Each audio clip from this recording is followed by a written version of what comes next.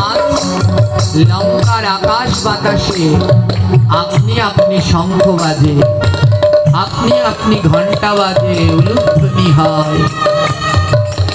আর এই দৃশ্য দর্শন করলেন লঙ্কার সমস্ত বাসী। রাবণ সেও দেখলো আজ লঙ্কায় আপনি আপনি শঙ্খধ্বনি, ঘণ্টাধ্বনি, উলুধ্বনি হচ্ছে। রাবণ ছিল মহাজ্ঞানী। হ্যাঁ, এই যে আমরা শিবতাণ্ডব পাঠ করি, রাবণেরই রচিত। হ্যাঁ, রাবণ যদি চণ্ডীপাঠ না করত রামচন্দ্রের দুর্গা পুজো, তাহলে রাম দুর্গা পুজো হতো না। যেই না শঙ্খধ্বনি, ঘণ্টাধ্বনি হচ্ছে, রাবণ বুঝতে পেরেছে এ তো কোনো সাধারণ শঙ্খ ঘণ্টা ধ্বনি নয়। কোনো জায়গায় যদি কোনো পরম শুদ্ধ ভক্ত জন্ম নেয়, তাহলেই আপনি আপনি এমন শঙ্খ ঘণ্টা বাজে। তাই রাবণ কি করেছে? আজি প্রেমানন্দে রাবণ আমার নাচিতে লাগিল, প্রেমানন্দে রাবণ আমার নাচিতে লাগিল, আজি প্রেমানন্দে রাবণ আমার নাচিতে লাগিল, আজি প্রেমানন্দে রাবণ আমার নাচিতে লাগিল। এতদিনে সোনার লঙ্কায় ভক্ত জন্মালো, এতদিনে সোনার লঙ্কায় ভক্ত জন্মিল, আরে এতদিনে সোনার লঙ্কায় ভক্ত জন্মালো, এতদিনে সোনার লঙ্কায় ভক্ত জন্মিল। রাবণ বলে আহা, আমার লঙ্কায় সব রাক্ষস। এই শঙ্খধ্বনি, ঘণ্টাধ্বনি প্রমাণ করছে নিশ্চয়ই লঙ্কায় কোনো শুদ্ধ ভক্ত জন্মগ্রহণ করেছে। হ্যাঁ, রাবণের মনের ভিতরেও ভক্তি আছে, সবাই বুঝতে পারেনি। বুঝতে পেরেছিল কবি মাইকেল মধুসূদন দত্ত। তাই তিনি মেঘনাদ বধ কাব্যে এমন সুন্দর করে রাবণের ভক্তিকে ফুটিয়ে তুলেছে। হ্যাঁ, রাবণ নাচছে, আরে সোনার লঙ্কায় এতদিনে ভক্ত জন্মালো, কিন্তু কোথায় এই ভক্ত কোথায় জন্মালো?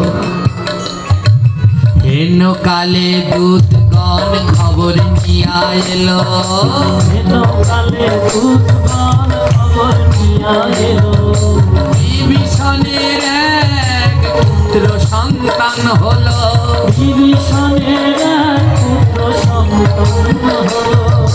দূতগণ খবর নিয়ে আসলো, হে রাজন, রাবণকে বলছে, হে রাজন, বিভীষণের ঘরে এক পুত্র সন্তান জন্মগ্রহণ করেছে। রাবণের আনন্দ আর ধরে না। কি বলছো? রাবণ মনে মনে বলছে, তার মানে এই পরম ভক্ত আমাদের পরিবারেই জন্মগ্রহণ করেছে। হ্যাঁ, রাবণ তাই কি করেছে? রাবণ মনে মনে বলছে, আজ যে এই পরিবারে জন্মগ্রহণ করেছে কোনো সাধারণ কেউ নয়, এ নিশ্চয়ই আমাদের রাক্ষস কুলকে উদ্ধার করবার জন্য এসেছে। দূত বলছে, হে রাজন, আপনার ভাইয়ের পুত্র হয়েছে, আপনি দর্শন করতে চলুন। রাবণ কি করেছে? ফুলমালা লইয়া রাবণ চলিতে লাগিল, ফুলমালা লইয়া রাবণ চলিতে লাগিল, ফুলমালা লইয়া রাবণ চলিতে লাগিল, ফুলমালা লইয়া রাবণ চলিতে লাগিল। আমার রাবণ কি নিয়েছে? ফুলের। এই জগতে 7 জনার কাছে খালি হাতে যেতে নেই। কয় জনার কাছে? 7 জন। জন্ম, মৃত, গুরুদেব, বৈষ্ণব, ভাগবত, শিক্ষক, চিকিৎসক। 7 জন। কেউ জন্মালে খালি হাতে যেতে নেই, তাকে দেখে কিছু একটা উপহার দিতে হয়। কেউ দেহত্যাগ করলে মৃত, কেউ মারা গেছে, খালি হাতে যেতে নেই। একটা তুলসী গাছের ডাল নিয়ে যাও, গিয়ে তার সমাধিতে দিয়ে আসো। খালি হাতে কেউ মারা গেলে যাবেন না। ভাগবত, ভাগবত পাঠে কোনো সময় খালি হাতে আসতে। এই যে যারা জানে, দেখুন একটা ফুলের মালা, ফুল তুলসী অথবা একটা ফল কিছু না কিছু সঙ্গে করে নিয়ে আসছে, খালি হাতে যেতে নেই। 5 জায়গায় খালি হাতে গেলে পঞ্চঋণ হয়। আর হলো গুরুদেব, গুরুদেবকে দর্শন করতে গেলে কোনো সময় খালি হাতে দর্শন করতে যেতে নেই। গুরু বৈষ্ণবকে কোনো সময় খালি হাতে দর্শন করতে নেই। গুরু বৈষ্ণব গৃহে আসলে কিছু না কিছু প্রণাম করে তার হাতে দিতে হয়। শিক্ষক যিনি তোমাকে শিক্ষা দিচ্ছে তাকেও কোনো সময় খালি হাতে দর্শন করতে নেই, একটা পুষ্প নিয়ে হলেও তার চরণে দিতে হয়। আর সপ্তমে রয়েছে ডাক্তার, চিকিৎসক, সেও তোমাকে প্রাণ দিচ্ছে। ভেবে দেখুন, এই যে 5 জনের নাম বললাম, এর ভিতরে 5 জন হলো প্রাণ দেয়। হ্যাঁ, শিক্ষক, গুরু, ভাগবত, বৈষ্ণব আর ডাক্তার, 5 জনরাই প্রাণ। তাই এই পঞ্চপ্রাণ, এই 5 জায়গায় খালি হাতে গেলে পঞ্চঋণ হয়। আর জন্ম এবং মৃত এই 2 জায়গায়ও খালি হাতে যেতে নাই। তাই রাবণ সঙ্গে করে কি নিয়েছে? ফুলের মালা নিয়েছে। বলে আমি গিয়ে আমি আর কি দেবো, এই ফুলের মালা ছাড়া আর ভক্তকে দেওয়ার মতো আমার কিছু আছে? তাই রাবণ একটা ফুলের মালা নিয়েছে।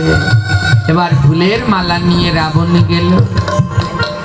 ফুল মালা লইয়া রাবণ গেল রে ভাই, ফুলমালা লইয়া রাবণ গেল রে ভাই।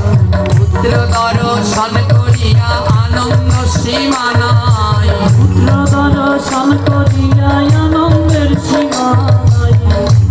রাবণ তো ভক্ত, এক ভক্তই আর এক ভক্তকে চিনতে পারে। হ্যাঁ, আমরা চিনতে পারবো না। যারা প্রকৃত ভক্ত একজন আরেকজনকে দেখলেই চিনতে পারবে এ ভক্ত, ভক্ত কি না। হ্যাঁ, যতই তিলক করি, মালা করি, যা করি, ভক্ত ভক্তকে দেখলে ঠিক চিনে নেবে। তুলসীদাস তার রামচরিত মানুষে বলেছে, ভক্ত ভক্তকে দেখলে কি করেছে। রামচরিত মানুষের ভিতরে বলছে, 2 সে 2 মেলে 64 খেলে, 2 সে 2 মিলে 64 খেলে। 9 করে প্রেমানন্দে হরি হরি বলে। প্রেমানন্দে হরি হরি বলে। অর্থ কি? ভক্ত ভক্তকে কি করে চেনে? 2 সে 2 মেলে, অর্থাৎ এই ভক্তের 2 চোখ, ওই ভক্তের 2 চোখ, 2 সে 2 মেলে। একজন যখন আরেকজনের দিকে তাকায়, আমায় এক ভক্ত আরেক ভক্তের দিকে তাকিয়ে মুখ বন্ধ করে রাখে? জোরে বলবেন, রাখে কি? কি করে? মুখ খুলে কি বলে? রাধে রাধে, জোরে বলে। রাধে রাধে। আজ রাধে রাধেও বলবো না, কৃষ্ণ কৃষ্ণও বলবো না, বলো জয় শ্রীরাম। জয় শ্রীরাম। এক ভক্ত আরেক ভক্তকে দেখে কোনো সময় মুখ বন্ধ করে, যেমন আমি বললাম জয় শ্রীরাম, আপনারা আবার আমাকে কি বললেন? আবার আরেকবার বলি জয় শ্রীরাম। হ্যাঁ, আমার কয়টা দাঁত? আপনাদের কয়টা দাঁত? 2 সে 2 মেলে 64 খেলে, এই 32 ওই 32, 64 খেলে, হেসে উঠেছে। হ্যাঁ, 2 সে 2 মেলে 64 খেলে, 9 করে প্রেমানন্দে হরি হরি বলে। আমাদের দেহের মধ্যে 9 লক্ষ লোম আছে। আমাদের পশম, লোমকূপ কত? 9 লক্ষ। দেখুন, ডাক্তার বিজ্ঞানীরা বলছে 9 লক্ষ লোমকূপ। আর 1000 বছর আগে তুলসীদাস বলে গেলেন। আমাদের ধর্ম কত বিজ্ঞান সম্মত। এখন তোমরা রিসার্চ করে বের করো, আর তার আগে মুনি ঋষিরা ধ্যান সাধনা করে সব বের করে ফেলেছে। একজন শুদ্ধ ভক্তকে চেনার প্রধান উপায়, যখনই কোনো শুদ্ধ ভক্তের দিকে তাকাবেন, আপনার গায়ের পশমগুলো কাটা দিয়ে যাবে। ওই 9 লক্ষ পশম যদি কোনো ভক্তকে দেখে কাটা দিয়ে যায়, তাহলে সেই দিন মনে রাখবেন উনি কোনো সাধারণ নয়, উনি এক পরম ভক্ত অবশ্যই হয়। ভক্ত দেখে ভক্ত আজ ভক্তকে চিনিল, ভক্ত দেখে ভক্ত আজ ভক্তকে চিনিল। নয়নে নয়নে তাদের কত কথা হলো, নয়নে নয়নে তাদের কত কথা হলো। যেই বিভীষণের ছেলের দিকে রাবণ তাকিয়েছে, চিনতে পেরে গেছে এ তো ভক্ত ছেলে, নয়নে নয়নে কথা বলছে। হ্যাঁ, নয়নে নয়নে বলছে, কি বলছে? রাবণ বলছে, তোমার মনে কি পড়ে গো, মনে কি পড়ে গো, পুরাবের কথা তোমার মনে কি পড়ে গো। ওই পুরাণের কথা তোমার মনে কি পড়ে গো। ও পুত্র, বিভীষণের ছেলেকে বলছে, পুত্র তোমার কি পূর্বের কথা মনে আছে? এখন তো ত্রেতা যুগ। ও পুত্র, তোমার সত্য যুগের কথা মনে আছে? বিভীষণ বলছি, ও দাদা, তুমি আমার ছেলের দিকে তাকিয়ে এরকম করে কি বলছো? আর তার আগে তুমি একটা কাজ করো, এই ছেলের নাম রাখো। তুমি আমার পুত্রের একটা নাম রাখো। কিন্তু কে শুনে কার কথা? দুজনে চোখে চোখে কথা বলছে। রাবণ জিজ্ঞেস করছে, ও পুত্র, পূর্বলীলার কথা মনে আছে? সত্যযুগের কথা মনে আছে? এই বিভীষণের পুত্র পূর্বযুগে ছিলেন, সত্যযুগে ছিলেন। ভক্ত প্রহ্লাদ নাম কি তাহার, ভক্ত প্রহ্লাদ নাম কি তাহার, ভক্ত প্রহ্লাদ, সত্যযুগে যে ভক্ত প্রহ্লাদ ছিল, সে বিভীষণের পুত্র হয়ে আজ জন্মগ্রহণ করল। তাই রাবণ বলছে, মনে আছে? আমি তো ছিলাম হিরণ্যকশিপু, আমি তো ছিলাম হিরণ্যকশিপু, এই জন্মে হইয়াছি তোমার জেঠু। এই জন্মে হইয়াছি তোমার জেঠু। ও পুত্র, তুমি তো সেই সত্যযুগে প্রহ্লাদ ছিলে, কিন্তু এইবার আর আমার কাছে আসনি। এই জন্মে ভক্তের কাছে এসেছো, কিন্তু আমি আছি, আমি যাইনি। এ জন্মে, আগের জন্মে ছিলাম বাবা, এ জন্মে হয়েছি জেঠু। হ্যাঁ, সেই প্রহ্লাদ জন্মগ্রহণ করলেন আজ ত্রেতা যুগে। এবার বিভীষণ বলছে, দাদা ছেলের নাম রাখো।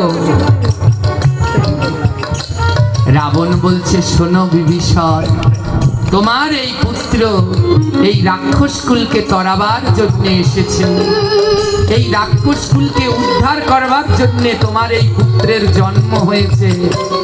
রাক্ষস কুলকে উদ্ধার করবে, তরিয়ে নেবে তোমার এই পুত্র। রাক্ষস কুলকে তরাতে জন্ম হইল, রাক্ষস কুল করাতে জন্ম হইল।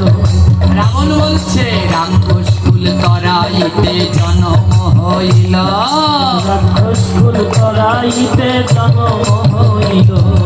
তরণী সেন তাই নাম রাখিল, তরণী সেন তাই নাম রাখিল, তরণী সেন তাই নাম রাখিল। তরণী সেন তাই নাম রাখিল। বলে, এই পুত্র রাক্ষস কুলকে তরিয়ে নিয়ে যাবে, তার জন্য এই পুত্রের নাম রাখলাম তরণী। কি নাম রাখলে? বিভীষণের পুত্রের নাম রাখা হলো, বলে এই পুত্র রাক্ষস কুলকে তরাবে, তার জন্য এর নাম হলো এই তরণী। পূর্ব জন্মে প্রহ্লাদ যে ছিল, এই তরণী পূর্ব জন্মে প্রহ্লাদ যে ছিল, সেই জন্মেও পিতৃকুল উদ্ধার করিল, সেই জন্মে পিতৃকুল উদ্ধার করিল। কোন বংশে যদি এক কৃষ্ণ সন্তান হয়, কোন বংশে যদি এক পুত্র সন্তান হয়, কোন বংশে যদি এক কৃষ্ণ ভক্ত হয়, কোন বংশে যদি এক কৃষ্ণ ভক্ত হয়, অনায়াসে 14 কুল উদ্ধার হয়ে যায়। এই অনায়াসে পুত্রকুল উদ্ধার হয়ে যায়। আরে অনায়াসে 14 কুল উদ্ধার হয়ে যায়। অনায়াসে 14 কুল উদ্ধার হয়ে যায়। রাবণ বলছে, বিভীষণ আর ভয় নাই, এমন সন্তান আমাদের বংশে জন্মেছে আমরা 14 কুল এই সন্তানের জন্য উদ্ধার হয়ে যাব। আমার ছেলেটার নাম কি? জোরে বলুন। তরণী। নাম কি? বিভীষণের ছেলের নাম হলো তরণী। বিভীষণের একটা ছেলে একটা মেয়ে। ছেলের নাম তরণী আর মেয়ের নাম হলো কলা। হ্যাঁ, তো এই তরণী বিভীষণের পুত্র। দিনে দিনে তরণী বাড়িতে লাগিল,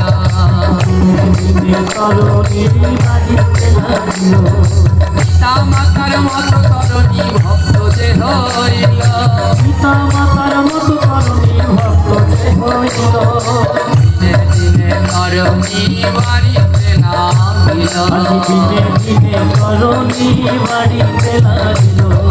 দেখিতে দেখিতে তার 6 বৎসর হয়, দেখিতে দেখিতে তার 6 বৎসর হয়। ভক্তিতে ভক্তিমান গুণে অতিশয়, ভক্তিতে ভক্তিমান গুণে অতিশয়। জয় নিতাই। তরণীর বয়স এখন 6 বছর। কয় বছর মায়েরা? 6 বছরে পরম ভক্ত তরণী সে। প্রতিদিন মা বাবা, মা সরমা লোকের দাঁড়ে দাঁড়ে ভিক্ষা করে আনে, আর ভিক্ষা করে এনে রান্না করে ভগবানকে ভোগ দিয়ে তারপরে তারা প্রসাদ খায়। তরণী সেন মনে মনে ভাবে, মা যখন গোবিন্দ মন্দিরে ভগবানের ভোগ দেয়, সাক্ষাৎ গোবিন্দ বোধহয় ওই ভোগের অন্ন গ্রহণ করে। তাই তরণীর মনে বড় সাধ, একদিন আমি যদি ভগবানকে নিজের হাতে সেবা করাতে পারতাম, একদিন আমি যদি ভগবানকে নিজের হাতে সেবা করাতে পারতাম, আমার এই জীবনটা ধন্য হতো। তাই ছোট্ট তরণী যখন ছোট্ট তরণী ওই মা ভোগ লাগায়, ছোট্ট তরণী ওই ভোগ মন্দিরের পাশে বসে বসে কাঁদে। একদিন মা বলছে, তরণী তুই প্রতিদিন এই ভোগ মন্দিরের পাশে বসে বসে কাঁদিস কেন? তরণী সেন বলছে, মাগো আমারও না মনে খুব চায় তুমি যেমন করে যত্ন করে তোমার ভগবানকে খাওয়াও, আমার মনেও চায় কি জানো, আমিও একবার ওই ভগবানকে নিজের হাতে সেবা করাই। ওমা তুমি যে ওই প্রতিদিন দাও, প্রভু শ্রীরামকে প্রতিদিন যে সেবা দাও, প্রভু শ্রীরাম প্রতিদিন এসে সেবা করে, তাকে দেখতে কেমন মা, কেমন করে সে সেবা করে, কিভাবে সে বসে। ছেলের ভক্তি দেখে মায়ের 2টি নয়নে জল। মা বলছে, ও বাবা তাহলে তুই একটা কাজ কর, আজকের ভোগটা তুই ভগবানকে দিয়ে দে। ছেলে বলছে, মা আমি তো কোনো মন্ত্র জানি না, আমি তো ছোট, তোমরা ভগবানের ভোগ দাও, ভোগ দিতে হলে কত মন্ত্র পড়া লাগে, আমি তো কোনো মন্ত্র পারি না, আমি কি করে ভগবানের ভোগ দেব মা? মা বলছে, শোন বাবা তুই কি জানিস না? ছেলে বলে, আমি কোনো মন্ত্র জানি না। মা বলছে, ওই কথাটা একটু বারবার বলতো। ছেলে বারবার বলছে, মন্তর মন্তর মন্তর মন্তর, মন তোর মন দিয়ে তুই ভগবানকে যা দিবি তার নামই মন্তর। ওই কঠিন কঠিন মন্তর দিয়ে ভগবানকে পাওয়া যায় না, তোর মন দিয়ে তুই ভগবানকে যা দিবি সেটার নামই মন্তর, সেই ভগবান গ্রহণ করবে। যা বাবা, এক মনে আজ তুই গিয়ে তোর প্রভুকে ভোগ দে, তোর মন্তর দিয়ে তোর মন দিয়ে তুই দে, দেখবি ঠিক গ্রহণ করবে। 6 বছরের তরুণী এক মনে সে সেই ভোগের থালা নিয়ে মন্দিরের ভিতরে প্রবেশ করেছে। বলে, প্রভু, আমি ওই মন্ত্রতন্ত্র জানি না, আমার মা বলেছে মন দিয়ে, তোর মন দিয়ে যা দিবি তাই নাকি মন তোর। তো আজ আমার মন দিয়ে তোমায় এই নিবেদন করেছি, তুমি একবার এসো। ও আমার কাঙালের ঠাকুর শ্রীরাম, ভক্ত ডাকলে নাকি তুমি থাকতে পারো না? তাহলে আজ একবার ভক্তের ডাকে সাড়া দিয়ে এসে সেবা করো। রামচন্দ্র জন্মানোর ৬০,০০০ বছর আগে রামায়ণ লেখা হয়েছে। রাম জন্মের ৬০,০০০ বছর আগে রামায়ণ লেখা হয়েছে। প্রতিদিন বিভীষণ রামায়ণ পাঠ করে, তরণী সেন শ্রবণ করে। আজ বিভীষণ শ্রীরামের বিগ্রহের কাছে গিয়ে কাঁদছে আর বলছে, প্রভু, তুমি কেমন দেখতে আমি জানি না, শুনেছি তোমার দয়ার কোনো অন্ত নাই। শবর রাজার কন্যা ছিল বীর শবরী। বীর শবরী মা ভক্ত কাকে বলে শিখে যান, হরি বল। ভক্ত কাকে বলে? শবর নামে এক রাজা ছিল, তার কন্যা ছিল শবরী। শবর রাজার কন্যা বলে নাম শবরী। শবরীর বিবাহ হবে, বিবাহ হবে, তার জন্যে হাজার হাজার প্রাণী, পশুদেরকে আনা হয়েছে। বিয়ে মানেই তো বর্তমান সময়ে হাজার হাজার প্রাণকে বলি দেয়া। বিয়ে মানেই হাজার হাজার প্রাণকে বলি দেয়া, প্রাণ কেড়ে নেয়া। শবরীর এটা আজকের নয়, এটা রামায়ণেও পাওয়া যায়। শবর রাজা তার মেয়ে শবরীকে বিবাহ দেবে, বিয়েতে মাংস খাওয়াবে, তার জন্যে হাজার হাজার প্রাণী এনেছে, ওদেরকে কাটবে। এ মহা মহা অপরাধ। শবরী বাবাকে জিজ্ঞেস করছে, বাবা, ওই জঙ্গলের ভিতরে ওই প্রাণীগুলো অমন চিৎকার করছে কেন, ওদের কে বেঁধে রেখেছে? শবর রাজা বলছে, মা, তোর তো পরশু দিনকে বিয়ে, ওই বিয়েতে তো খাওয়াতে হবে সবাইকে, তার জন্য ওই প্রাণীগুলোকে ধরে এনেছি, ওদের মাংস খাওয়াতে হবে। শবরী শুনে দুই নয়ন থেকে জল ঝরছে। কি বলো? আমার মতো একটা পাপীর জন্য এতগুলো প্রাণীর জীবন নেবে? বিবাহ তো মানে একটা সুখের বন্ধন, বলে আমার সুখের জন্য এতগুলো প্রাণীর জীবন কেড়ে নিবে? রাত্রবেলায় সবাই যখন ঘুমিয়ে পড়ল, যেই দাঁটা দিয়ে ওই প্রাণীগুলোকে কাটা হবে, সেই দাঁটা নিয়ে রাত্রবেলায় শবরী বের হয়ে যেই প্রাণীগুলো তার বাবা বেঁধে রেখেছিল সব প্রাণীর দড়ি কেটে দিল। সব প্রাণীর দড়ি কেটে দিয়েছে। যা, তোরা নিরীহ প্রাণী, আমার মতো মহাপাপীর বিবাহের জন্যে এতগুলো প্রাণীর প্রাণ যাবে, তা কিছুতেই হতে পারে না। সব প্রাণীর গলায় বাঁধন দড়ি কেটে দিল। যা, বনের পশু, তোরা বনে চলে যা, তোরা আনন্দে থাক। সবাইকে ছেড়ে দিলেন শবরী। কিছুক্ষণ পর মনে মনে ভাবল, এদের তো ছেড়ে দিলাম, এদেরকে তো আমি ছেড়ে দিলাম, কিন্তু আমি যদি এইখানে থাকি, কালকে বাদে পরশুদিন আমার বিবাহ, আমার বাবা আমার বিয়ে ঠিক দেবে। এদেরকে তো ছেড়ে দিলাম, আমার বাবা শবর জাতি, পরশুদিনকে ঠিক আবার প্রাণী ধরে নিয়ে আসবে, আবার আমার বিয়েতে এতগুলো প্রাণীকে হত্যা করা হবে। শবরী মনে মনে বললেন, তার থেকে আমি বিয়েই করব না।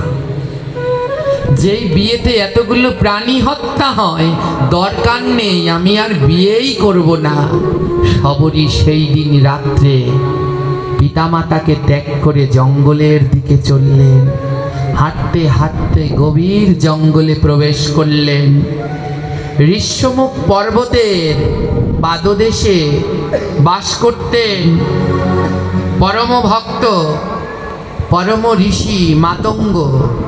এই ঋষ্যমুখ পর্বতের নিচে ঋষি মাতঙ্গ বাস করতেন। শবরী গিয়ে মাতঙ্গ ঋষির চরণে শরণাপন্ন হন, মাতঙ্গ ঋষির কাছ থেকে দীক্ষা গ্রহণ করেন। মাতঙ্গ ঋষি বলছে, মা তুই এই বনে কেন এসেছিস? তুই এই রূপ জৈবন এই নিয়ে কেন এসেছিস? শবরী বলছে, আমার বাবা আমার বিয়ে ঠিক করেছিল, ওই বিয়েতে নাকি মাংস না খাওয়ালে নাকি লোক আসবে না, তার জন্যে আমি চলে এসেছি। ও গুরুদেব, ওই অখাদ্য না খাওয়ালে নাকি কেউ আসবে না আমার বিয়ে, তার জন্যে বিয়ে রেখে আমি চলে এসেছি, আমাকে গ্রহণ করবেন গুরুদেব? ঋষি মাতঙ্গ বলছে, ধন্য মা, তুই এই আশ্রমেই থাক। মাতঙ্গ ঋষি সেখানে শবরীর জন্য এক পর্ণকুটির নির্মাণ করে দেয়, আর সেই পর্ণকুটিরে শবরী থাকতে লাগলেন, গুরু সেবা করতে লাগলেন। গুরু সেবা করতে করতে একদিন মাতঙ্গ ঋষি দেহত্যাগ করবেন। শবরীকে ডেকে বলছে, শবরী আমার দেহত্যাগ করার সময় হয়েছে। শবরী বলছে, গুরুদেব আপনি যদি দেহত্যাগ করেন আমি কার কাছে থাকবো? গুরুদেব বলছে, চিন্তা করিস না, আমি যে তোকে রাম মন্ত্র দিয়ে গেছি, তুই সেই রামের নাম জপ কর, একদিন তোর কাছে প্রভু শ্রীরাম আসবে। তুই যে ত্যাগ করেছিস শবরী, জীব হত্যা হবে বলে নিজের জীবনের বিবাহ সুখ ত্যাগ করে দিলি, তোর কাছে একদিন রাম আসবে। তুই রামের জন্য প্রতিদিন ফল কুড়াস, তুই রামের জন্য প্রতিদিন ফল আনবি, আর রাম যেই এই রাস্তা দিয়ে আসবে প্রতিদিন এই রাস্তাটাকে তুই সাজিয়ে রাখবি। মা শবরী গুরুদেব দেহত্যাগ করলেন, গুরুবাক্য পালন করে মাতা শবরী, গুরুদেব বলেছে এই রাস্তা দিয়ে প্রভু রাম আসবে, মা শবরী নয়নের জল দিয়ে সেই রাস্তাটাকে ধৌত করতেন। বন থেকে পুষ্প এনে তারপরে রাস্তাটাকে সাজাতেন, আর প্রতিদিন বন থেকে মিষ্টি মিষ্টি ফল, কত ফল বনে মিষ্টি মিষ্টি ফলটা বেছে বেছে আনতেন। প্রত্যেকটা ফল তুলে এক কামড় খেতেন, যেটা মিষ্টি সেটা রামের নামে রেখে দিতেন। প্রতিদিন রাস্তাটাকে নয়নের জল দিয়ে ধুয়ে ফুল দিয়ে সাজিয়ে দিতেন মা শবরী। প্রভু তুমি আসবে, আমার গুরুদেব বলেছে তুমি আসবে। 90 বছর ধরে রাস্তা সাজালো। কয় বছর? 90 বছরে কটা দিন বুঝতে পারে? জৈবন কাল থেকে 90 বছর ধরে প্রতিদিন শবরী ফুল দিয়ে রাস্তা সাজায়। প্রতিদিন রামচন্দ্রের জন্যে ভগবানের 8 বার ভোগ হয়। কয়বার ভোগ? 8 বার ভগবানের সেবার জন্য যে ফল লাগে বন থেকে কুড়িয়ে এনে রেখে দেয়। যদি বাল্যভোগে প্রভু আসে, যদি দুপুর বেলায় আসে, যদি বৈকালিতে আসে, তাই প্রত্যেক বেলায় বেলায় ফল আনে। যদি এই বিকেলের সময় আসে তখন কি দেব? প্রত্যেক বেলায় বেলায় ফল এনে জমা করে। একদিন কাঁদছে, 90 বছর হয়ে গেলে তো সবাই বলছে এই শবরী কোনদিন রাম আসবে না, কার জন্য পথ সাজাচ্ছিস? আসবে না, 90 বছর ধরে তো পথ সাজালি, এলো না তো। শবরী বলছে আমার গুরু বিদায় বেলায় বলে গেছে আসবে। সত্য জ্ঞানে গুরু বাক্য যাহার বিশ্বাস, অবশ্য তাহার ব্রজ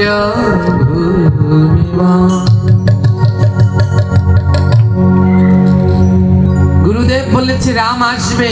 সত্য জ্ঞানে শবরী মেনে নিলেন রাম আসবেই আসবে। 90 বছর ধরে পথ সাজায়। আজ 90 বছর পূর্ণ হয়ে গেল। হঠাৎ শবরীর মনে হলো আজ বুঝতে পেরেছি 90 বছর ধরে পথ সাজাই, আমার রাম কেন আসে না। আজ বুঝতে পেরেছি কারণ ওই যে ফুলগুলো দিয়ে পথটা সাজাই এই ফুলগুলোর বোটাগুলো বড় শক্ত, তাই বোধহয় শক্ত বোটার উপরে চরণ দিলে প্রভুর চরণে বোধহয় কষ্ট হবে, তাই বোধহয় প্রভু আসে না। আজ আর শক্ত ফুল দিয়ে আমি পথ সাজাবো না। যেদিন রামচন্দ্র শবরীর কাছে আসলেন, সেদিন শবরী কি করলেন জানেন? বনের ওই ফুলের মধ্যে রেণু আছে না, ছোট ছোট রেণু, নরম, ওই ছোট ছোট রেণু, পুষ্পর মধ্যে ছোট ছোট রেণু এনে ওই পথ সাজাচ্ছে। ও প্রভু, আমি কঠিন শক্ত ফুল দিয়ে পথ সাজাই বলে তুমি আসো না? আজ আর শক্ত ফুল দিয়ে পথ সাজাবো না, আজ ফুলের ওই রেণু পাপড়ি দিয়ে সাজাবো। আজ তুমি এসো। যেই দিন সেই মনের রেণু দিয়ে পথ সাজালে, সত্যি সত্যি সেই দিন সাক্ষাৎ রাম আর লক্ষ্মণ শবরীর কাছে আসে। দীনবন্ধু রাম, দীনবন্ধু। সেই দিন শবরীর গৃহে রাম আর লক্ষ্মণ আসলে, মা শবরী রাম লক্ষ্মণকে বৃদ্ধ হয়ে গেছে তো। মা শবরী কি করবেন দিশে পাচ্ছে না, হাতের লাঠিটা থরথর করে কাঁপছে, কিসে বসতে দেবে। মা শবরী নিজের শাড়ির আঁচলটা পেতে দিয়েছে, আঁচলটা পেতে দিয়ে বলছে, ও প্রভু বসো, এখানটায় বসো, আমার তো কোনো সন্তান নেই, রাম লক্ষ্মণ তোমরাই তো আমার সন্তান, বসো বসো। নিজের শাড়ির আঁচলে বিছিয়ে রাম লক্ষ্মণকে বসতে দিল। আহা, কত দূর থেকে না এসেছো, আগে চরণ দুটো ধুইয়ে দে। তুমি রাজনন্দন, জগতের সব থেকে কমল চরণ তোমার। এই অধম তোমায় এতদিন ধরে ডাকে, তাই এসেছো না? আসলে আমি পাপী, আমি কেন তোমায় ডেকে আনতে গেলাম? এই বনের মধ্যে কত কাটা, কত কাকর, আসবার কালে না জানি তোমার কোমল চরণে কত ব্যথা লেগেছে। 90 বছর কান্না করতে করতে আজ নয়নে জল নেই। রামচন্দ্র এসেছে নয়ন চরণ দুটো ধোয়াবে। 90 বছর রাম রাম বলে কাঁদতে কাঁদতে আজ নয়নের জল প্রায় শুকিয়ে গেছে। আজ বিধাতাকে ডেকে বলছে, ও বিধাতা, তুমি শেষবারের মতো আমার নয়নে একটু জল দাও না। দীনবন্ধুরা, আজ এই নয়নের জল দিয়ে আমি আমার প্রভু শ্রীরামের চরণ দুটো ধোয়াবো। এই 90 বছরে গোবিন্দ তোমার কাছে কিচ্ছু চাইনি, দয়াল রাম, সর্বস্ব ত্যাগ করে এখানে এসেছি। আজ 90 বছরে তোমার কাছে একটা জিনিস চাই, আমার নয়নে 2 ফোঁটা জল দাও। ওই জল দিয়ে আজ আমি প্রভুর চরণ ধোয়াবো।